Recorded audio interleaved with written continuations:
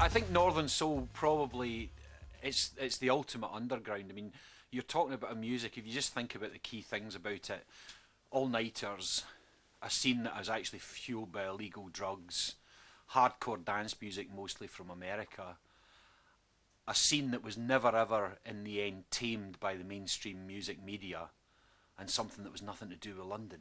Game, set and match. Absolutely fantastic. It remains probably the ultimate music underground. Basically, Northern Soul was a failure.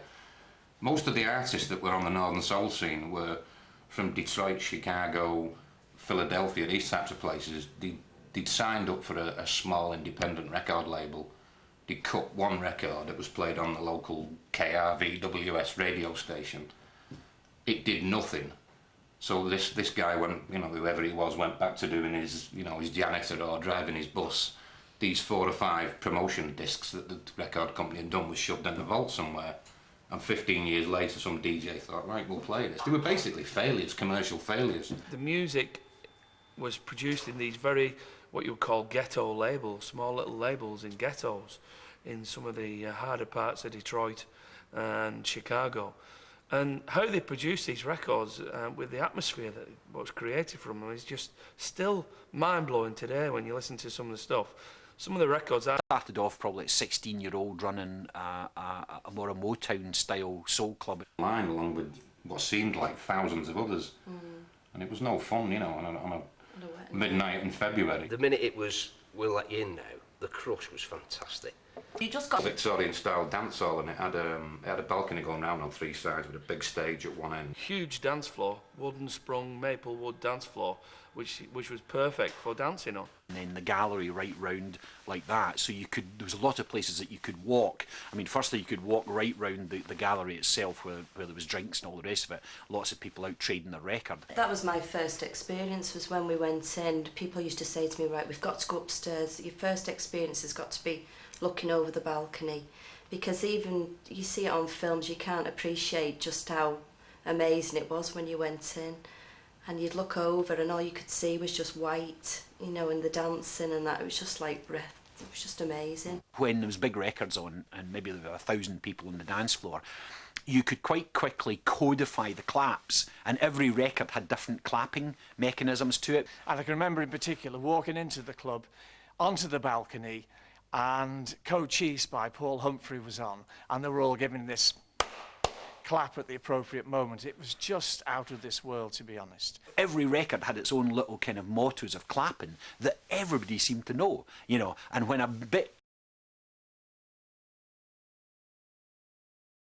claps or 3 claps and then the hands would fly up in the air, and it was almost as if it had become this kind of ritual that everyone knew. And that was the thing about it, was that it became very communitarian in that sense, that people knew this is the bit of the record where we're allowed to clap twice. The balcony. I give her the news that it's a quitting time. It's quitting time. Sit at home all alone, trying to prove I'm faithful.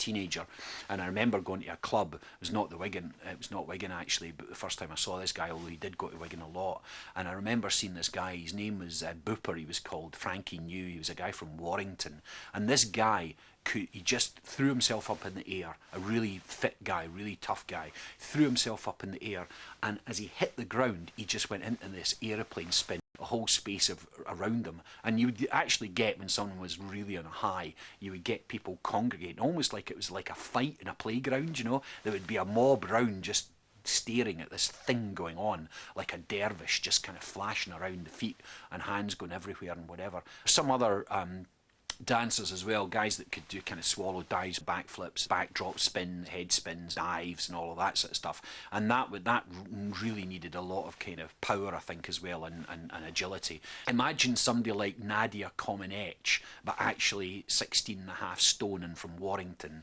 spinning around like hell. You just think it doesn't get better than that.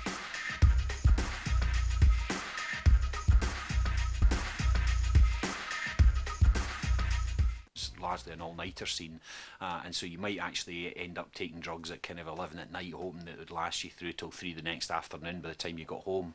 So that was what was kind of driving it. And I know there were people, you know, doing chemist shops in during the... Seems in Wigan now. And Ross, I think, made the observation at 7 that if you go up to the casino now, there's a hole in the wall and you can have a look. So we all went up, smashed, at 7 in the morning. As we walked round the corner from the Light Bite, which was the cafe at the side of it, there was just nothing left. I went past it when it was rubble, and it was just so upsetting, because it was just memories. There was just memories in that, you know. It was upsetting. It did bring a tear to your eye. To be crying about like your bricks and mortar night that you did, you know, how can you be crying at 17 about something that realistically you shouldn't be crying about when you're 45, but you did. It was just horrendous time, because you was thinking, what happens now? What do we do on Saturday? My unbiased opinion, from what I see on the soul scene in general, is that there's no club has such an effect on the soul scene in general in this country as the casino has. The year after Studio 54 was Billboard voted the #1 club in the world, Wigan Casino was it. And that really says something, doesn't it? The American trade newspaper identified a club